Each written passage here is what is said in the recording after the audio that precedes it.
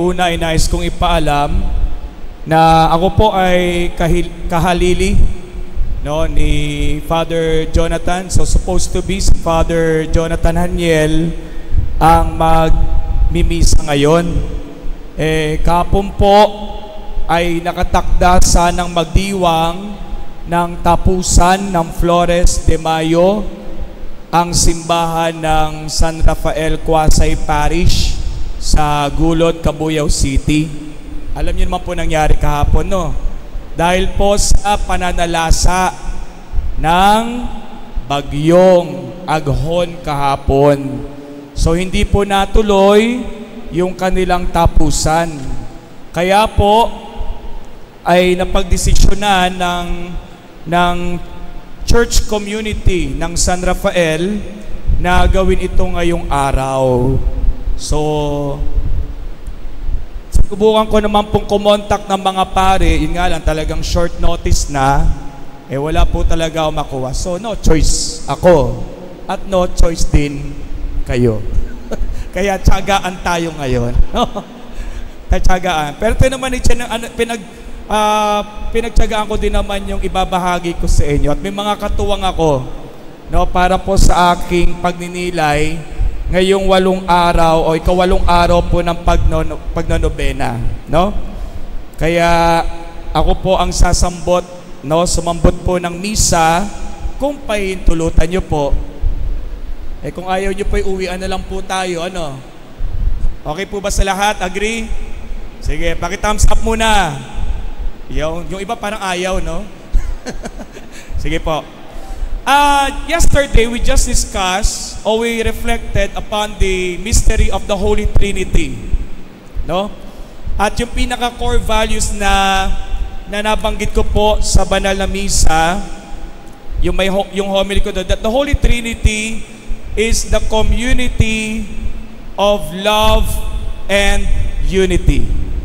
Now, ano yung challenge sa atin? Sana nagre-reflect sa atin yung community ng love and unity ng Holy Trinity. Okay? Now, mula doon sa reflection ng love and unity, sana itong love and unity ay lalong magbigay sa atin ng mas higit na commitment sa ating pagdedebosyon kay Lolo Uweng. So that's why yung aking pong title ng aking pagninilay ay Interested or Committed. Okay? So yun po yung aking pagninilay ngayon, Interested or Committed. Ako po ay nagtanong kaninang 2:00 ng hapon sa ilang mga officers ng lingkod ng dambana na yung iba nasa likuran ko po, kung ano ba ang pinagkaiba ng interested sa committed. Sabi ni John Paul del Pilar, ang committed ay may kahulugan ng pagiging nakatuon at may layunin sa isang relasyon o gawain, samantalang ang interested ay maaring magpahiwatig lamang ng interes o pagkagusto sa isang bagay, ngunit hindi kinakailangang may kagustuhan na maging masugid o tapat dito. Next, John Eric Riazo. Committed, sabi niya, kahit anong mangyari, gagawin at gagawin mo iyon kahit may sagabal. May halimbawa siya, sisimba ka sa Quiapo dahil may debosyon ka kay Nazareno, umulan man o umaraw, sisimba ka. Ang interested para sa kanya, gusto mo lang siyang gawin, pero hindi siya ang priority mo. May hugot, no? Sorry hindi ka daw priority niya. Ba't nagre-react yung mga youth? Next, James Matthew Reyes. Committed, sabi niya. Magsasakripisyo ka kahit na mahirap kasi gusto mo. Interested, para kay Matthew, parang gusto mo lang siya kasi masaya lang. Pero may pahabol pa po siyang message. Father, halos pareho lang kami ng sagot ni Kuya Eric, kainis. John Michael Tolentino. Sabi niya, ang idea niya ng committed, ito po yung mga ginagawa natin na gusto natin. At ito yung mga bagay na pinaglalaanan natin ng oras at panahon. Pwede rin dito yung kasabihan na kapag gusto, may paraan. Kapag ayaw, madaming dahilan. Dahil kung committed ka talaga sa isang bagay, ang tao gagawa at gagawa yan ng paraan para doon sa bagay na pinagtutuunan niya. Now, yung idea ni Michael Tan ng interested, ito yung mga bagay na gusto lang natin gawin or yung mga nakakuha ng interest natin. Ngunit pwede itong mawala kapag nawala ng interest natin sa bagay na yon or nalipat na sa iba ang interest. Hindi ko alam kung sino yung nalipat ng iba ang interest. Pwede rin itong pangmatagalan. Kasi po pwede magmula sa pagiging interested, yung pagiging committed. Pwedeng dahil naging interesado ka at nagtagal, naging committed ka na rin. So pwede pala yun. No? Yung interest mo, nagiging commitment.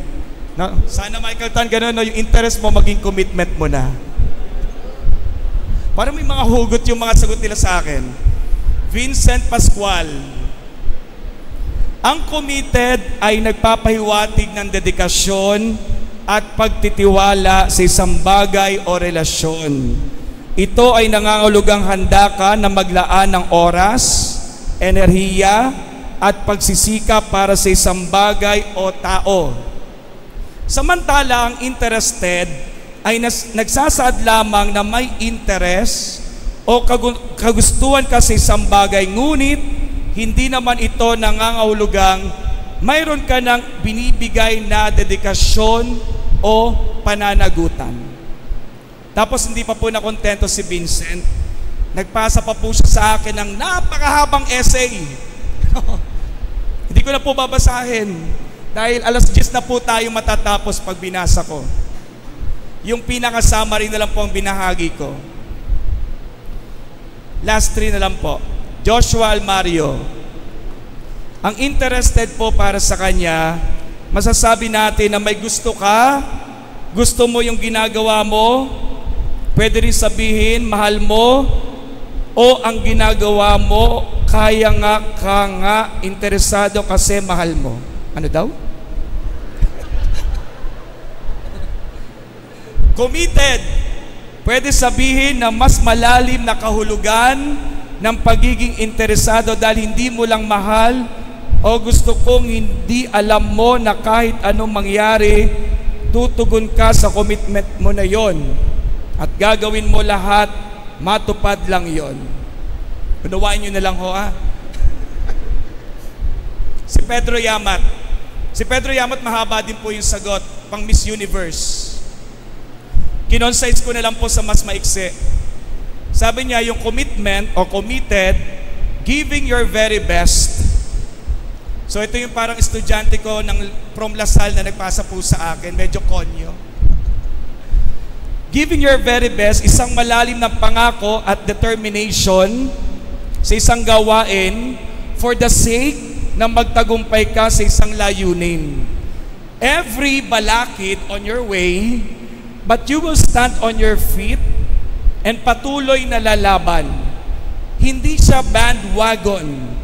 Gagawa ng mga aksyon at sakripisyo at sasang-ayon sa bawat takbang patungo sa kanyang goal, slowly but surely. Sa isang relasyon na committed, sasabihin niya, kahit anong mangyari sa iyo, kahit anong mangyari, sa'yo pa din ako. Tunay na pangako at aksyon. At yung interested po sa Kanya, pwede pa magbago, mababaw, pansamantalang atensyon sa kanilang layunin, hindi sila focus sa isang goal, at meron silang kasabihan na walang masama o walang mangyayaring masama kung itatry, pero walang kasiguraduhan.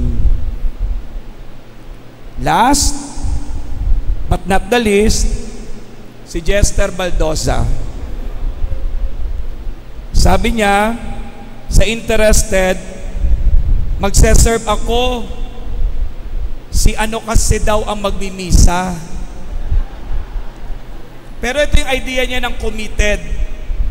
Magse-serve ako kahit bahana.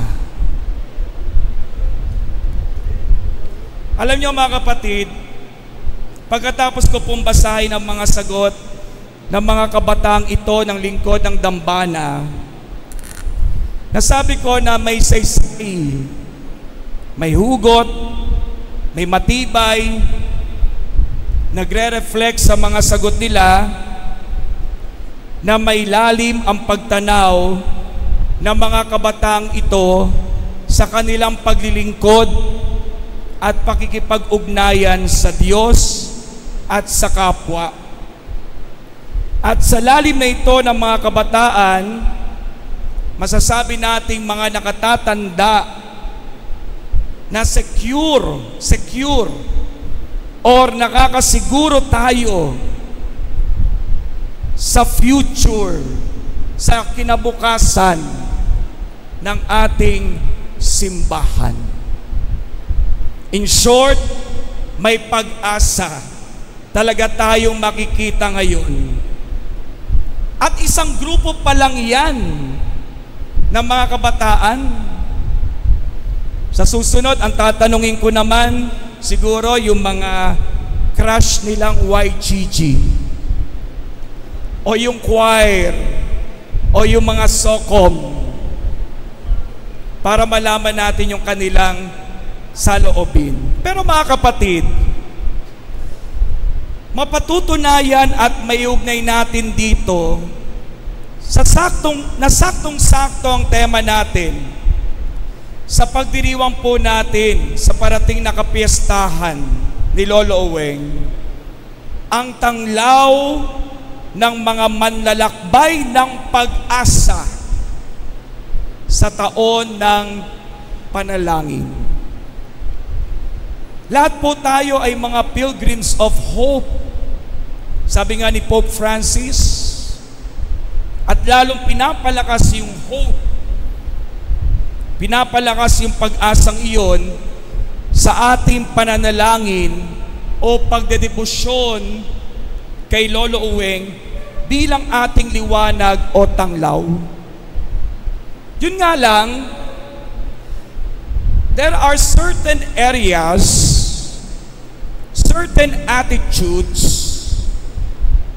or certain values in our devotion to Lolo Uweng na kailangan nating dalisayin. Baka kailangan pa nating i-purify. Katulad ng katanungan ko po sa mga kabataang ito, tayo ba ay naglilingkod sa dambana ni Lolo Uweng dahil committed talaga tayo? Or tayo ba ay naglilingkod dahil interesado lamang tayo? But hopefully, or gradually, sana yung mga interested sa devotion ay mag-progress sa pagiging committed sa pagsunod at paglilingkod sa Diyos. Amen? Bakit ko po ito nabanggit? Kasi ito rin po yung sa palagay ko nakaugnay ng mensahe ng isa isa sa mga temang pwede nating makita sa Gospel ni Saint Mark ngayong araw na ito. Yung isang tema na ipaliwanag ko na ng umaga, ngayon may nakita ako isang tema na pwede nating i-focus.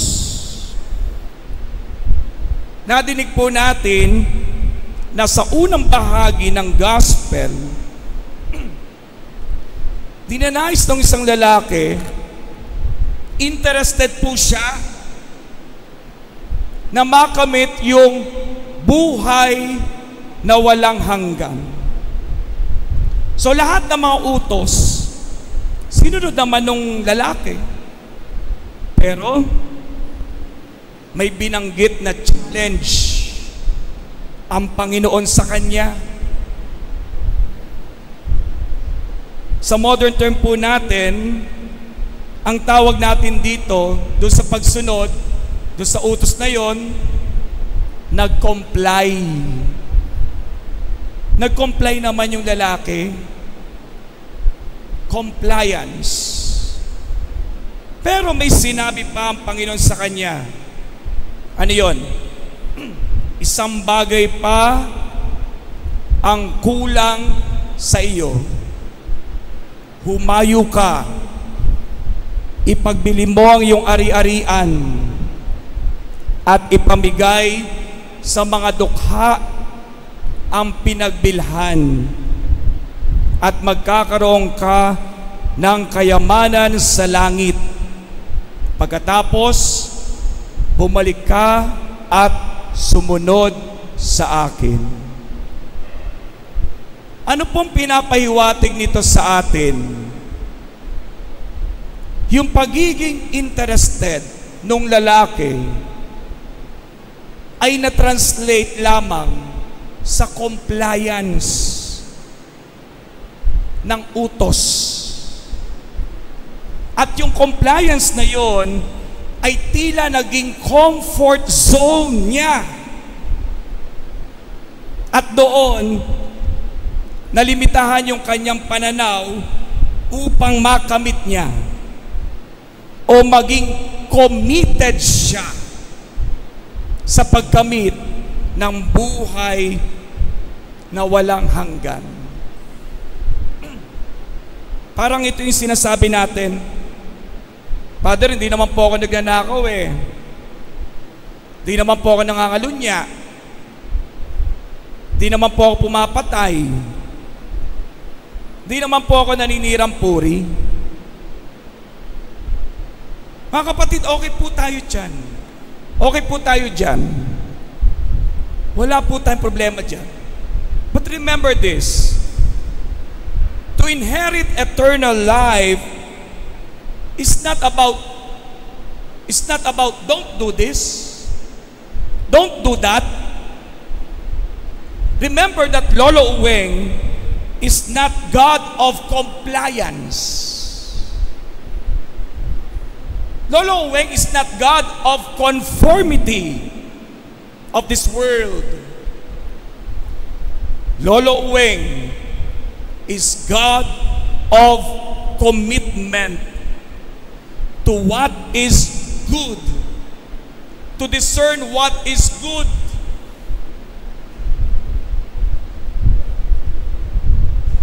What is holy and perfect. In Romans chapter 12 verse 2, Saint Paul said, "Do not be conformed to this age, but be transformed by the renewing of your mind, so that you may discern what is the good, pleasing, and perfect will of God." Baka kasi hindi ka nga nagnanakaw, pero may binibigay ka ba sa iyong kapwang nangangailangan?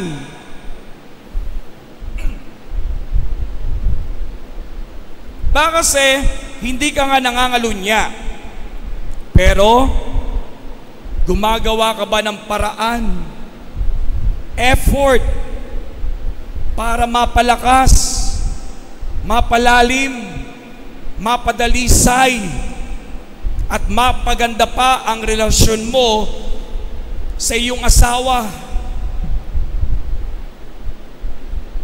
Baka kasi hindi ka nga pumapatay, pero namamatay naman ang mga anak mo o mga kasambahay mo sa gutom dahil sa pagiging irresponsable mo. O baka nga hindi ka naninirang puri, pero hindi mo man lang masuway yung mga kaibigan mo, mga chismoso, chismosa. Tinotolerate mo pa habang tuwang-tuwa ka pang nakikinig sa kanilang chismisan.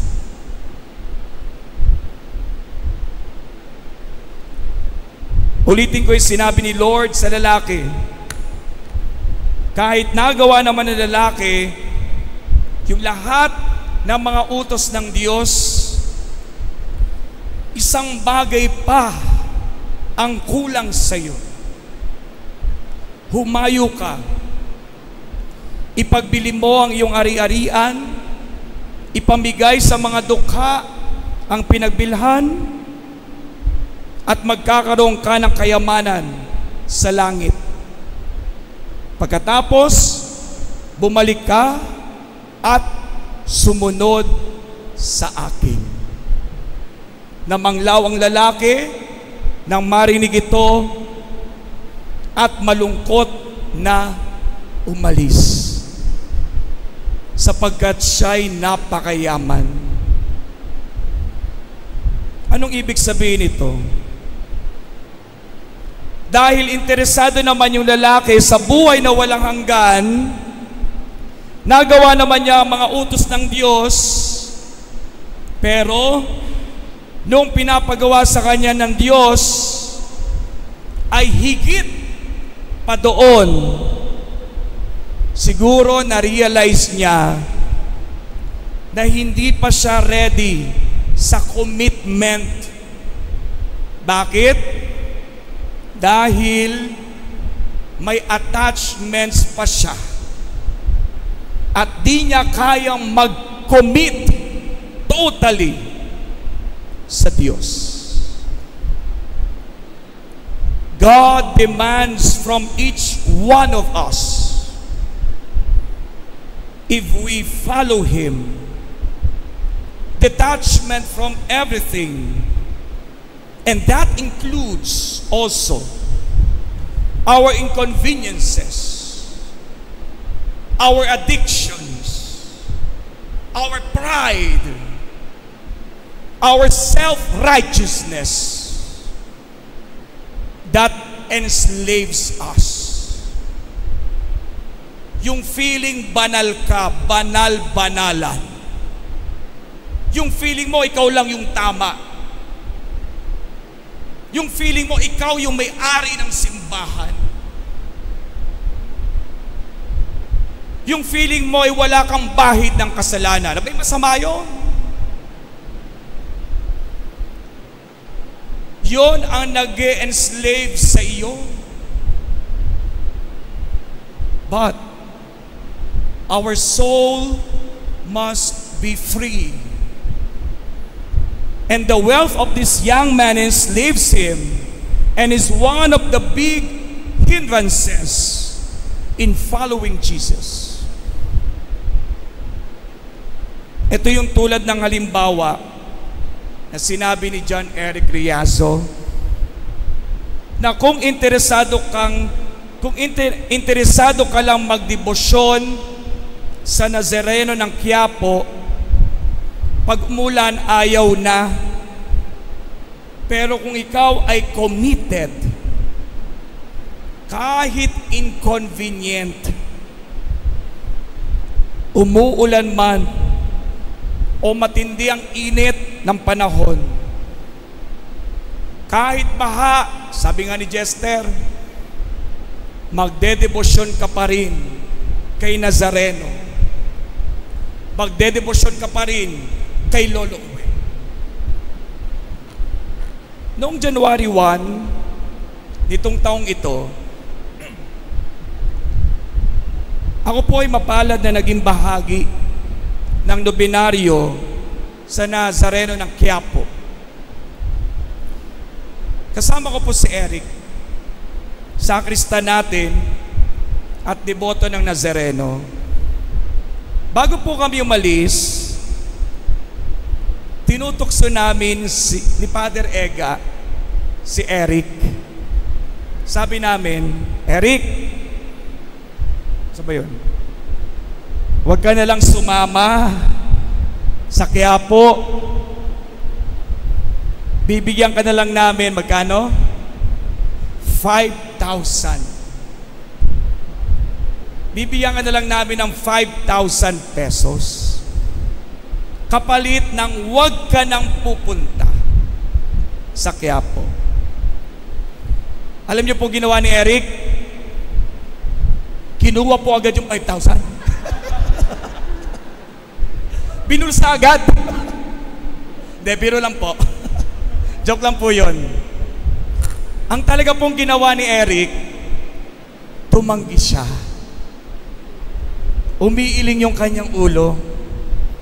Hawak-hawak niya yung kanyang sutana at surplice. At pinaglalaban yung kanyang pagdedebosyon sa Nazareno laban sa tukso. Para kami demonyo ni Father Ega, no? Laban sa tukso ng 5,000 piso. Sinabi po ni Father Eric tuloy, sinabi po ni Eric, matagal ko na po itong hiniling kay Father Richie. Nung mabalitaan ko pong magno-novena mas po siya sa Quiapo. Tama? Ito lang po ang hiniling kong papasko sa kanya.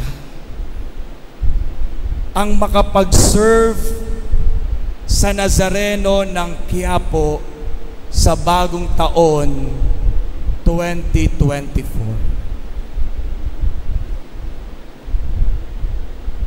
Kanina habang sinusulat ko po ito, yung part na ito lang po yung hiniling kong papasko, umiiyak po ako. Umiiyak po talaga ako. Sabi ko, sana lahat ng youth ganito, no? Hindi yung pag binigyan mo ng tumbler, tumbler lang. At anong tawag po natin doon? Commitment. Sana hindi magbago ang commitment ng kabataang ito. Sana tumibay palalo yung ganong sense of commitment pagpasok niya ng seminaryo. At hindi lamang kay Eric, marami sa atin dito, in silence, ay may ganon ding commitment. Panghawakan niyo yun. Bumibili po ako doon. Inspirasyon ko po kayo doon sa ganong sense of commitment. And to end this sharing, my dear brothers and sisters, let me quote Kenneth Blanchard, an American author, business consultant, and motivational speaker. He said, there's a difference between interest and commitment. When you are interested in doing something, you only do it when it is convenient. Ulitin ko ha. When you are interested in doing something, you only do it when it is convenient. When you are committed to something, you accept no excuses. You accept no excuses, only results. Sana mga kapatid, maging committed tayong deboto ni Lolo Uweng at hindi lang interested. Amen.